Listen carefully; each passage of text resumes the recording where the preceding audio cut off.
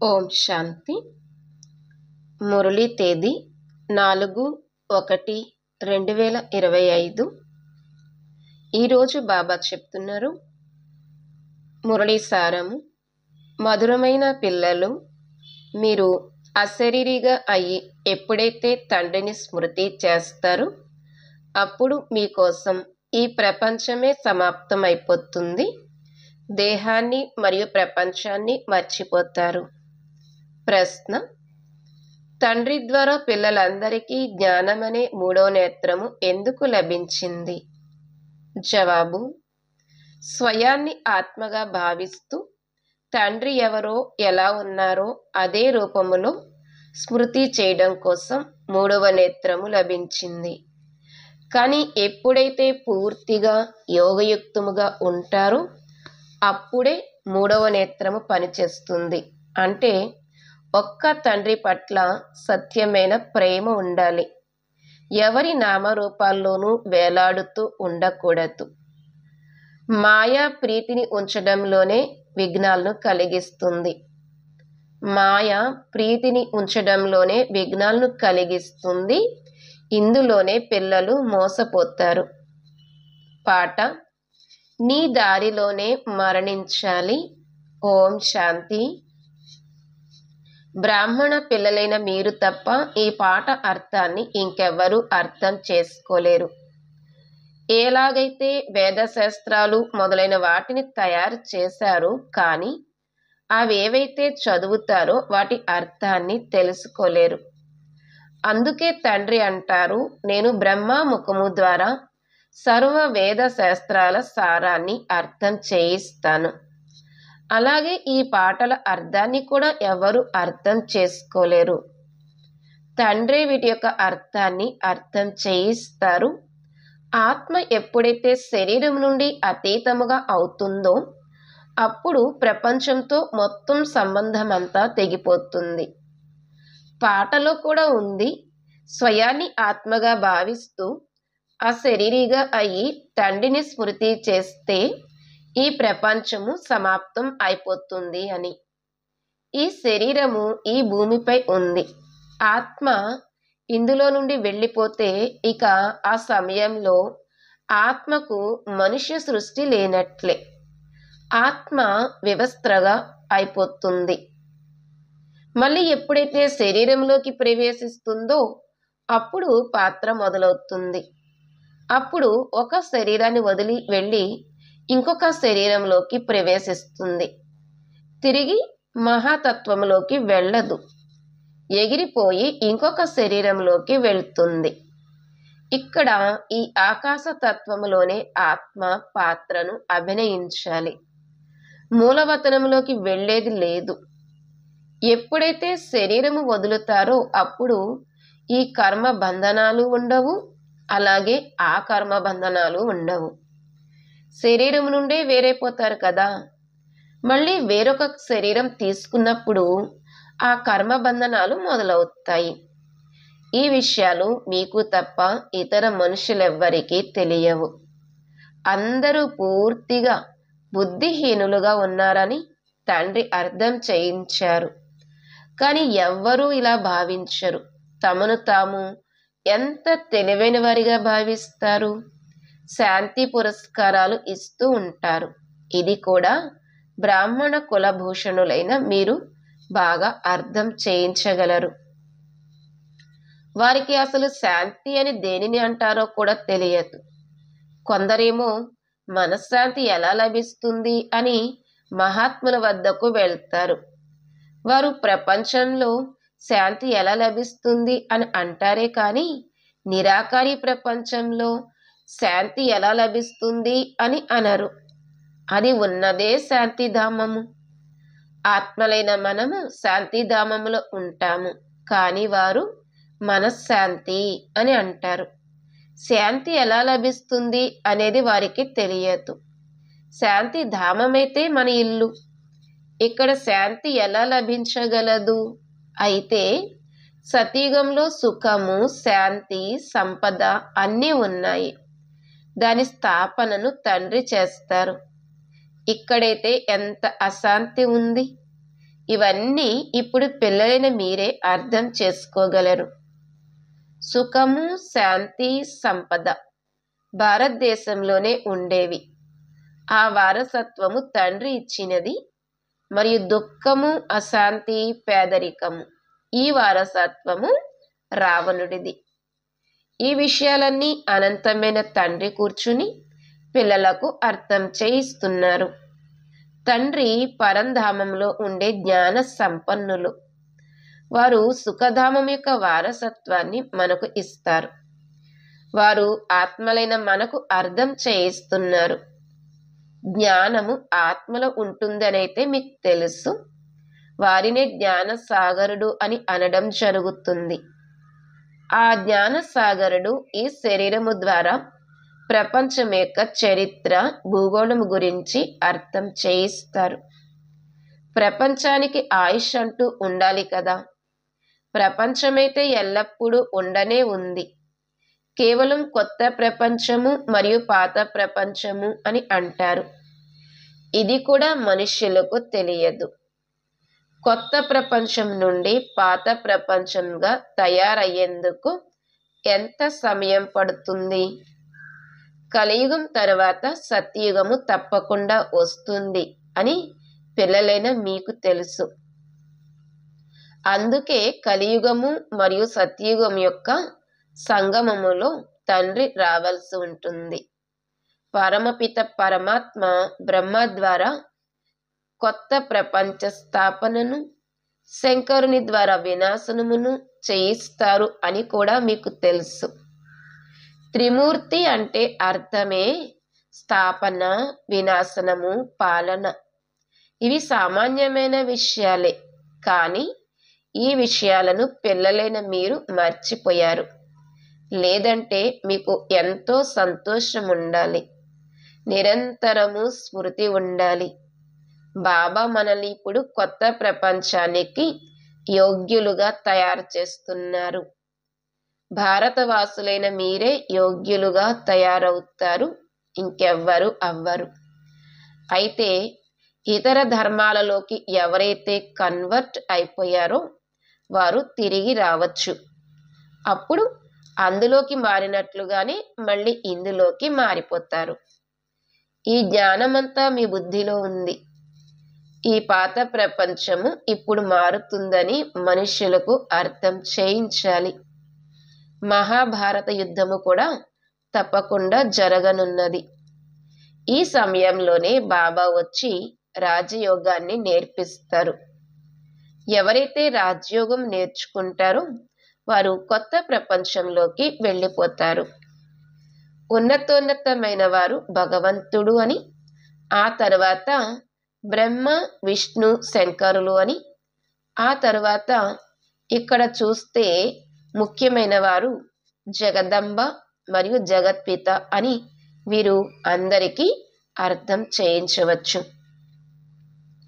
తండ్రి రావడం కూడా ఇక్కడే వస్తారు. ఈ బ్రహ్మ తనువులోకి. ప్రజాపిత బ్రహ్మ అయితే ఇక్కడే ఉన్నారు కదా. బ్రహ్మ ద్వారా స్థాపన అనేది సూక్ష్మవతనంలోనైతే జరగదు కదా, అది ఇక్కడే జరుగుతుంది. వీరు వ్యక్తము నుండి అవ్యక్తమవుతారు. వీరు రాజయోగాన్ని నేర్చుకుని విష్ణు యొక్క 2 రూపాలుగా తయారవుతారు. ప్రపంచ చరిత్రను, భూగోళమును అర్థం చేసుకోవాలి కదా. మనుష్యులే అర్థం చేసుకుంటారు. విశ్వాధిపతియే విశ్వ చరిత్ర, భూగోళములను అర్థం చేయించగలరు. వారు జ్ఞాన సంపన్నుడు, పునర్జన్మ రహితుడు. ఈ జ్ఞానము ఎవరి బుద్ధిలోనూ లేదు. పరిశీలించడానికి కూడా బుద్ధి కావాలి కదా. బుద్ధిలో ఏమైనా కూర్చుంటుందా లేక అలాగే ఉన్నారా అని నాడిని చూడాలి. అజ్మల్ ఖాన్ అనే ఒక ప్రసిద్ధమైన వైద్యుడు ఉండేవారు. వారికి చూడగానే రోగం ఏమిటో తెలిసిపోయేది అని అనేవారు. ఇప్పుడు పిల్లలైన మీరు కూడా వీరి యోగ్యులా కాదా అనేది అర్థం చేసుకోవాలి. తండ్రి పిల్లలకు జ్ఞానం అనే 3వ నేత్రాన్ని ఇచ్చారు. దాంతో మీరు స్వయాన్ని ఆత్మగా భావిస్తూ తండ్రి ఎవరో, ఎలా ఉన్నారో వారిని అదే రూపంలో స్మృతి చేస్తారు.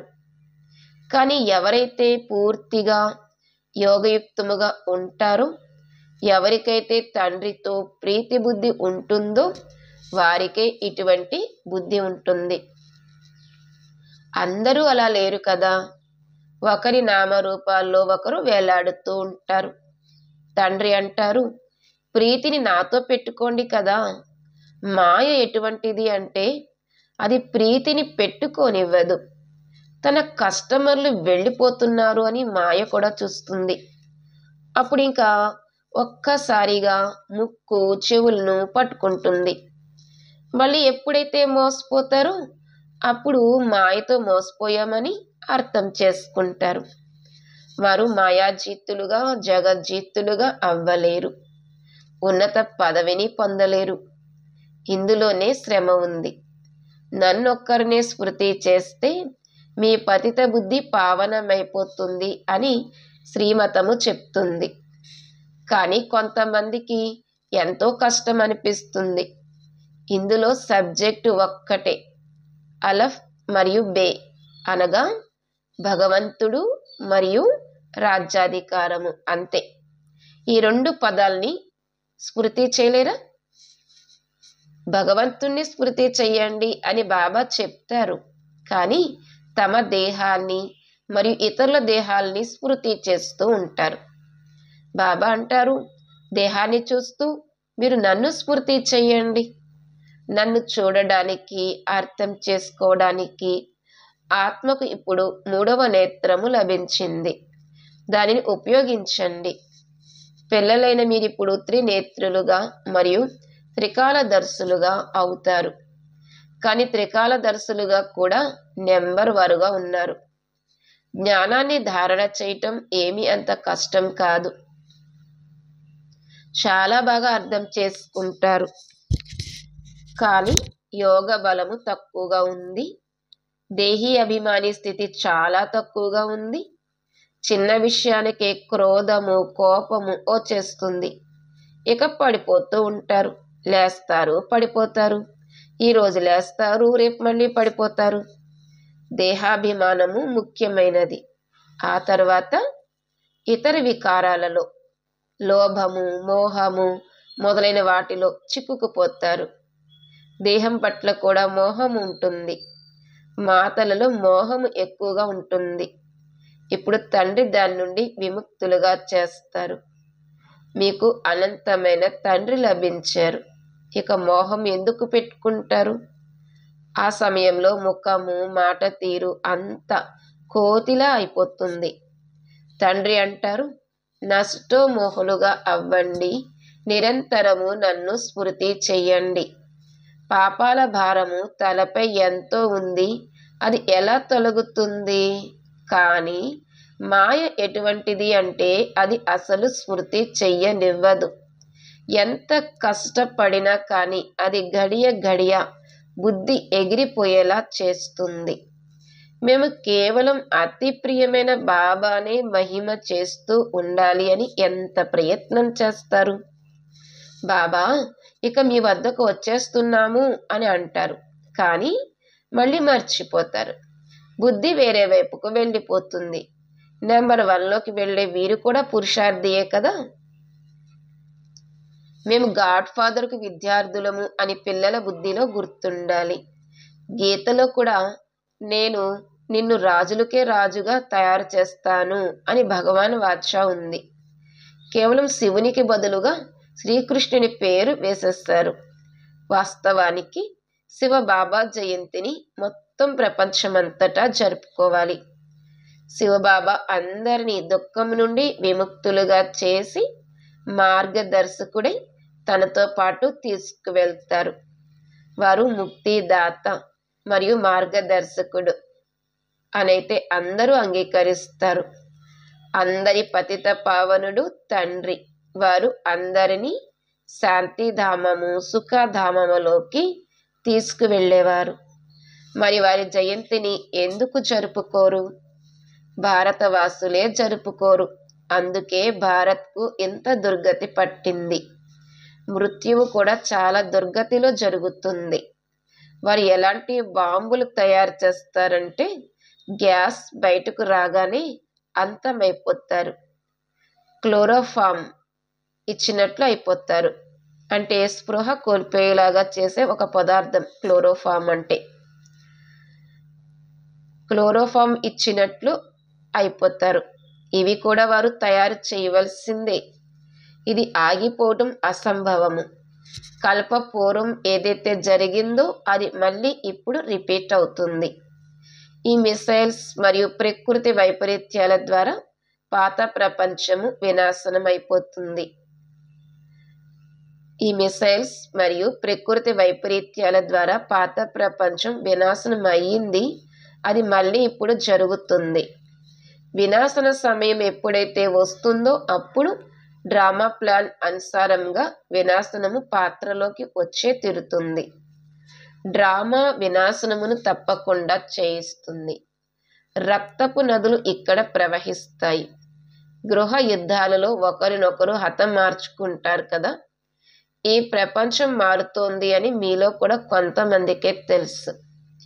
ఇప్పుడు మనము సుఖధామములోకి వెళ్తాము.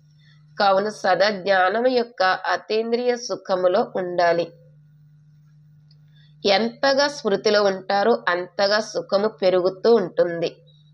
చీచీ దేహం నుండి నష్టమోహులుగా అవుతూ ఉంటారు. తండ్రి కేవలం అంటారు, భగవంతుణ్ణి స్మృతి చేస్తే రాజ్యాధికార వారసత్వం మీదవుతుంది. క్షణంలో రాజ్యాధికారము లభిస్తుంది. ఎవరైనా చక్రవర్తికి కొడుకు పుడితే ఆ కొడుకు చక్రవర్తి అయినట్లే కదా. కాబట్టి తండ్రి అంటారు, నన్ను స్మృతి చేస్తూ ఉండండి మరియు చక్రాన్ని కూడా స్మృతి చేయండి. అప్పుడు చక్రవర్తి మహారాజులుగా అవుతారు. అందుకే సెకండ్లో జీవన్ముక్తి, సెకండ్లో బికారి నుండి రాకుమారుడు అని గానం చేయబడుతుంది. ఇది ఎంత బాగుంది. కాబట్టి శ్రీమతంపై బాగా నడుచుకోవాలి. అడుగడుగులో సలహా తీసుకోవలసి ఉంటుంది. తండ్రి అర్థం చేయిస్తారు. మధురమైన పిల్లలు ట్రస్టీగా ఉన్నట్లయితే మమకారము తొలగిపోతుంది. కానీ ట్రస్టీగా అవ్వడం అనేది అంత సులువైన విషయం కాదు. బాబా స్వయం ట్రస్టీగా అయ్యారు. పిల్లల్ని కూడా ట్రస్టీలుగా తయారు చేస్తారు. వీరు ఏమైనా తీసుకుంటారా? మీరు ట్రస్టీలుగా అయ్యి సంభాళించండి అని అంటారు. ట్రస్టీలుగా అయితే మమకారము తొలగిపోతుంది. అంతా ఈశ్వరుడిచ్చిందే అని అంటారు కూడా. కానీ ఏదైనా నష్టం వస్తే లేదా ఎవరైనా చనిపోతే ఇక రోగగ్రస్తులు అయిపోతారు. ఏదైనా దొరికితే సంతోషం కలుగుతుంది. ఏదైనా దొరికితే సంతోషం కలుగుతుంది. మరి ఈశ్వరుడే ఇచ్చారు అని అన్నప్పుడు ఒకవేళ చనిపోతే ఎడవలసిన పనేముంది? కానీ మాయా తక్కువేమీ కాదు. ఇది అంత సులువైన విషయం కాదు. ఈ సమయంలో తండ్రి అంటారు, మాకు ఈ పతిత ప్రపంచంలో ఉండాలని లేదు. మమ్మల్ని పావన ప్రపంచంలోకి తీసుకువెళ్ళండి, మీతో పాటు తీసుకువెళ్ళండి అని మీరు నన్ను పిలిచారు. కానీ దీని అర్థాన్ని కూడా అర్థం చేసుకోలేరు. పతిత పావనుడు వస్తే మరి ఈ శరీరము తప్పకుండా అంతం అయిపోతుంది కదా. అప్పుడే ఆత్మల్ని తీసుకువెళ్ళగలరు. కావున ఇటువంటి తండ్రిపై ప్రీతి బుద్ధి కలిగి ఉండాలి. ఒక్కరిపైనే ప్రేమ పెట్టుకోవాలి. వారినే స్మృతి చేయాలి. మాయా తుఫాన్లు అయితే వస్తాయి. కానీ కర్మేంద్రియాలతో ఏ వికర్మలు చెయ్యకూడదు. చేస్తే అది నియమ విరుద్ధమైపోతుంది. తండ్రి అంటారు, నేను వచ్చి ఈ శరీరాన్ని ఆధారంగా తీసుకుంటాను. ఇది వేరి శరీరం కదా. మీరు స్మృతి చేయవలసింది తండ్రిని. మీకు తెలుసు, బ్రహ్మ కూడా తండ్రియే, శివుడు కూడా తండ్రియే అని. విష్ణువుని మరియు శంకరుని తండ్రి అని అనరు. శివుడు నిరాకారుడ తండ్రి. శివుడు నిరాకార తండ్రి. ప్రజాపిత బ్రహ్మ సాకార తండ్రి. ఇప్పుడు మీరు సాకారుని ద్వారా నిరాకార తండ్రి నుండి వారసత్వాన్ని తీసుకుంటారు. దాదా వీరిలోకి ప్రవేశిస్తారు. అందుకే దాదా వారసత్వాన్ని తండ్రి ద్వారా మనము తీసుకుంటాము అని అంటారు. దాదా నిరాకారుడు, తండ్రి సాకారుడు. దాదా అంటే తాతగారు. దాదా యొక్క వారసత్వాన్ని తండ్రి ద్వారా మనము తీసుకుంటున్నాము. దాదా అంటే శివబాబా నిరాకారుడు, తండ్రి సాకారుడు బ్రహ్మబాబా.